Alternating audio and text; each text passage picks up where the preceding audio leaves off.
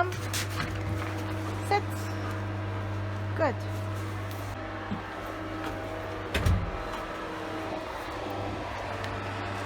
Okay, go pee-pee.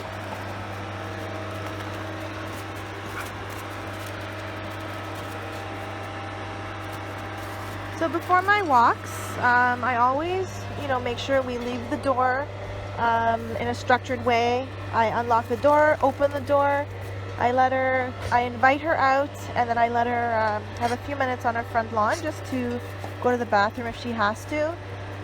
She peed a few hours ago, so she probably doesn't have to, but I just do that so that she's comfortable on our walk. I'll just give her a few minutes. Mostly she's just wanting to eat snow.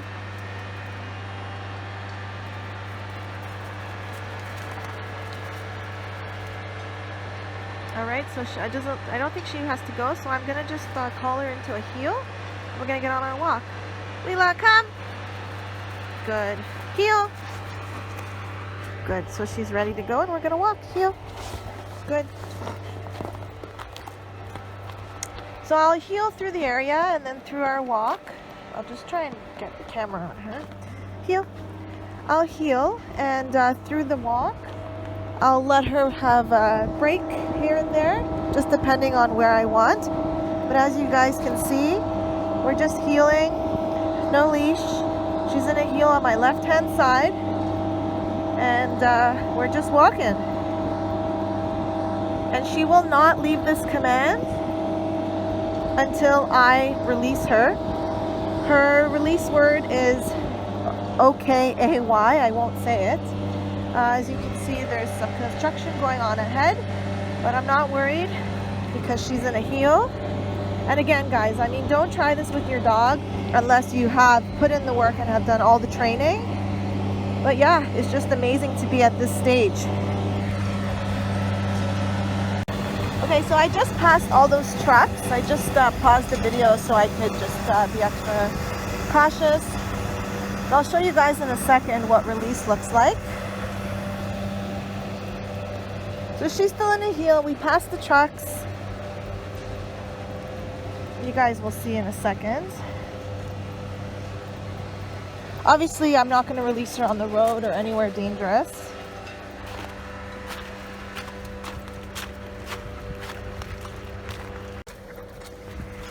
So we're just walking in our heel.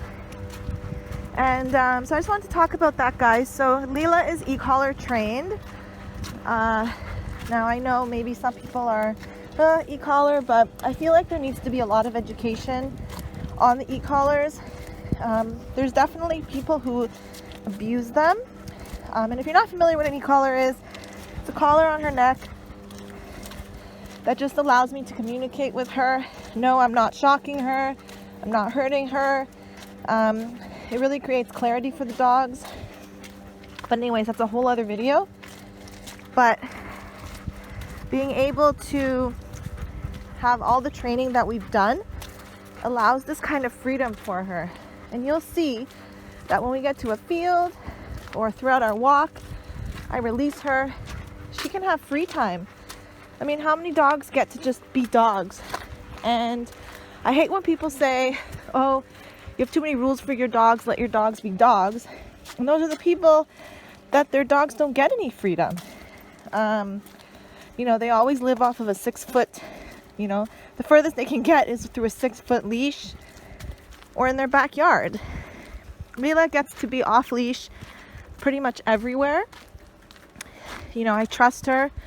Everywhere is my, playground, backyard. She's never, she doesn't lunge or run after other dogs. She doesn't run towards people. She just gets to be a dog and have fun. And that's because I have clear communication with her and she knows the rules. So she knows, if I recall her, she has to come to me. There is no gray area. And because she knows the rules, she gets all the freedom in the world. Okay. So see? I just released her. We're just walking. Sorry, guys. Just released her. We're just walking in the neighborhood. I don't let her go on people's front lawns. If I see something, I'll recall her. But yeah, she just gets to have so much freedom that so many dogs don't get. And I think a big part of it is just there's so much misinformation out there about dog training. And I'll tell you guys, like, if there's something interesting and I recall her, she's still gonna come. She's just peeing. So I'll show you guys off. Good. So I just told her to get off that person's lawn. So our walks consist of structure and freedom. But watch this. Come. No hesitation. Heel. Done. And she's gonna heel. No hesitation. No questions asked. Those are the rules. And because she, you know, listens to the rules, she gets freedom. And guys, I didn't do anything, you know, it's training. I didn't, you know, pull her to me, shock her, nothing like that. She just knows the rules through training. I told her to come and she came. All right, so I'll check in a little bit later with you on my walk. It's just really, really dirty here and I just want to make sure I don't get too wet. So once we get to an open field, I'll check back in. All right, so we're just still walking in our heel. Okay. And so you see, the minute I say okay, she knows that she is free to run, bounce around, explore. She's happy, you know. Dogs want to, you know, run and play and just explore their environment, and it's just so important for them to be able to use their nose and bounce around. For a Doberman, you know, she really loves snow. Oh, she's peeing again. So I'm going to recall her because we're coming up to the main, to more of a busy road. Come. Heel. Done. No hesitation. She knows what's required. And we keep walking. So that's how I do my walk, guys. It's a combination of a structured heel and playtime. You know, I'll release her randomly. These Dobermans are so smart. I noticed that if I release her in a certain place all the time, she gets into a habit and expects to be released in that place every time we get to it. So I'm always sure to change things up, make sure that I'm not, you know, too, what is that word I'm looking for? To the same, I don't know. I'm looking for a more sophisticated word, but you know what I mean. So that just to keep her on her toes, so she doesn't anticipate, you know, when she'll be released. So I'm just gonna keep walking, and I'll check in a little bit on my walk. So we're just, oh, slippery.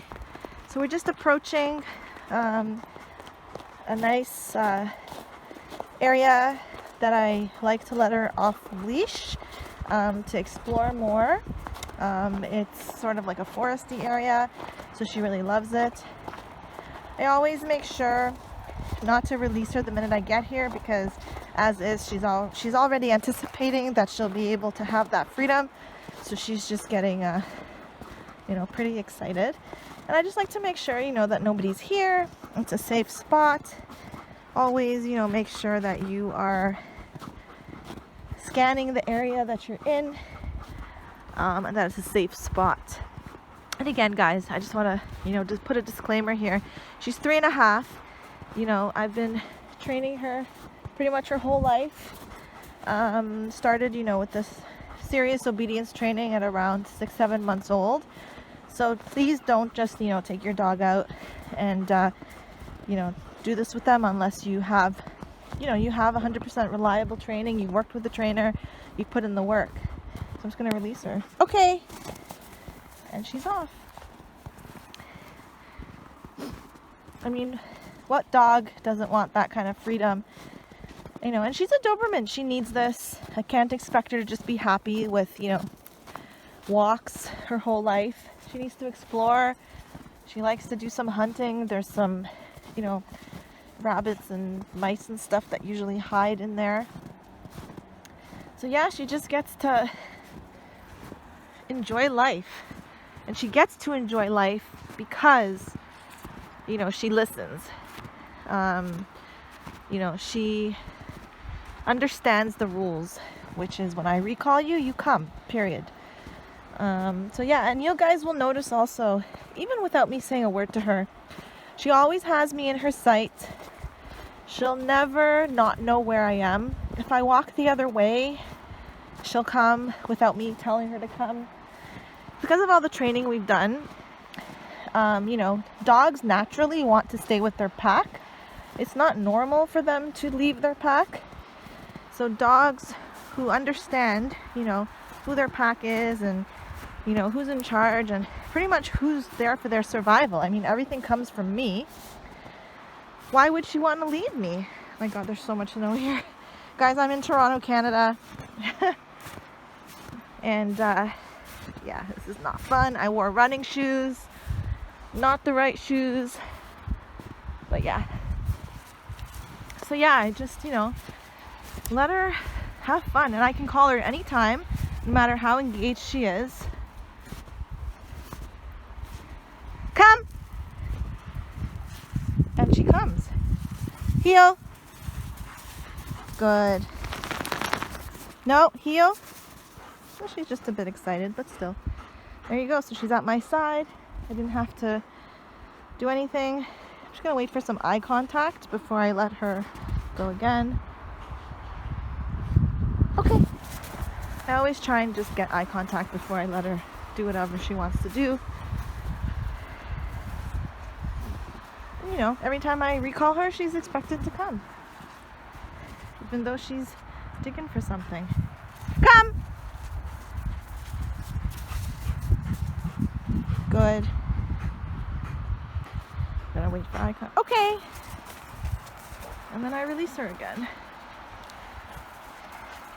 She is smelling something.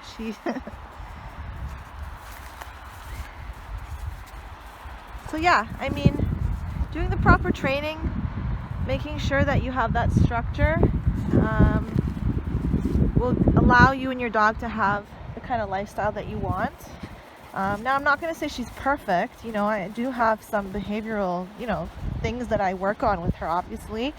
In my previous video, I just mentioned that, you know, she's territorial at home. So it just takes a little bit more management, you know, when I want strangers to come over. But yeah, I mean, she's a Doberman and, you know, part of their traits. And we just work through it. But you know, if I see someone approaching or if I see a dog, I recall her. You know, I don't let her run up to anyone. You know, usually, although in public, I mean, she's definitely, you know, more friendly, but, you know, it's not acceptable. I don't know if that person would be afraid of her, which, you know, a lot of people are. So I don't let her, you know, run up to people. I always recall her if I see someone. We walk by. Also, I advocate for her, like, you know, if I see someone or something running at her, I'll recall her and I'll just tell them, like, no, you know, my dog doesn't want to meet you and so forth. It's just about being courteous, guys. But also, you know, this takes work. If, you know, you can't just, you know, bring your dog out, slap an e-collar on them or some kind of collar and expect, you know, your dog to understand. This took training. It takes for her to understand what my communication means. And again, I haven't, you know, used my e-collar on her once today, and I barely do use it. It's just there for protection, you know. If she sees something, like a squirrel or a rabbit, and she decides to run, and you guys can see the road is right there. It's my security blanket, should she choose not to recall, which, you know, in all honesty, she has never done that. Just naturally, she always wants to be near. But should she choose, she understands, you know, what that would mean, you know, if I use the e-collar, that she has to come back to me and to stop what you're doing. It's for safety. So many dogs get hit by cars, guys, and it's just not right. The dogs don't know, right? They run across the road, they don't understand. And it's our job as their as responsible dog owners to be able to give them this freedom, but make sure that they're safe. You know, make sure that we have 100% control over our dogs. So many dogs get attacked by other dogs, you know, they're people being bit. It's just a shame. And it's a shame, especially when it's, you know, power breeds and then they get into the news. And, you know, at the end of the day, yeah, you know, some dogs are harder than other dogs. Some dogs are more aggressive. But it's about the owner and how they manage the dog. You know, are they aware of what to do? You know, have they reached out for help? Are they trying to get the issue resolved? You know, dogs are, you know, they descend from wolves. They have teeth. You know, they're meant to, you know, they have aggression in them. And so it's our jobs to be responsible and give them, you know, this kind of life. And it's a lot of work. You know, this training is a lot of work. I've worked with a professional trainer who's taught me, you know, everything I need to do. And, you know, we're at this place where we are now because of all the work I've put in. So now that she's 3.5, you know, we get to enjoy, and she gets to enjoy this kind of freedom. So yeah, I'm just gonna end the video here. I'm just gonna stay here for a bit longer. Gonna head back to the home. But yeah, any questions, guys, please comment below. Please like and subscribe. I'm really excited to continue sharing videos about, you know, my journey with my Doberman. She's my first Doberman. I've learned a lot. You know, I did have a lab before, and night and day. You know, my lab needed no guidance, no structure, and he was fine, easygoing. Then I got Leela, and I thought, oh, you know, it's just about how you raise your dog. And come! I just see someone coming over there with a dog, so I'm recalling her because I want to make sure she's by my side. Good. Heel. Good. So yeah, guys, I'm just going to end the video on this note. If you guys have any questions, please feel free to reach out, and I'll talk to you guys soon. Bye. So see, guys, I just see some dogs there. I can see the guy, one of them has his dog on leash, and the other one's kind of roaming free. But there is a lake between us, so I'm pretty confident. But if that dog started to come charge at us, you know, I would scream, I would yell. Dogs don't like to be charged by other dogs. So it's important to advocate for your dog. And I know there are dogs out there that are friendly and don't mind, but Leela doesn't like it. I mean, she likes dogs that she knows and plays with. You know, she doesn't kiss on the first date. She doesn't like being charged by strange dogs. You know, and you know, she's not going to start anything, but she'll definitely stand up for herself. And at the end of the day, you know, that's a Bernese Mountain Dog and a Husky, and I have a Doberman. So no matter what happens, who do you think is going to get the blame? It'll most likely be her. So that's why I keep things safe. You know, my job is to keep her safe, make sure I make the right decisions for her. And you can see she's not worried. She's kind of just looking around. She's seen them, but she sees that they're not, you know, a threat, and she's fine. Okay, and I'll just release her. I know that those dogs aren't coming our way. I'm not worried. We'll just go on our way. So yeah, I just wanted to add that in. So yeah, sorry about my rambling. I have so much stuff to say on the topic. I just, you know, really want anyone who is considering to get a Doberman to do their research and their work. It takes a lot of work. It takes a lot of experience. These are strong dogs mentally and physically. They need you to be a strong leader. And I'll be honest, you know, I'm not the strongest personality person. So it's been a challenge for me, but I've learned, you know, to be more firmer with her. And when I say firm, you know, I don't mean I'm, you know, abusing her by any means. It means that, you know, I have rules and boundaries. So as an example of a boundary, you know, if she's being too pushy, for instance, if I'm sitting on the couch and she comes and tries to start nudging me for pets, I'll send her away, and then I'll call her, and then I'll give her pets. So that's what I mean about being firm and having boundaries. I just mean that things have to be done on your terms and not the dog's terms, right? So even something as innocent as your dog nudging you for pets, that's pushy. They're dictating, you know, that you need to pet them now. So just by, you know, shooing them off and then calling them and petting them, you've told them that no, I'm not going to pet you when you tell me I need to pet you. I'm going to pet you when I want to pet you. And that's leadership. That's how a pack is. You know, in a pack, dogs don't go to the pack leaders and, you know, demand things. They're gonna be put in their place. So that's what I mean. It's just really important to be firm. Okay guys, now I'm really gonna sign off. Talk to you guys in my next video. Bye.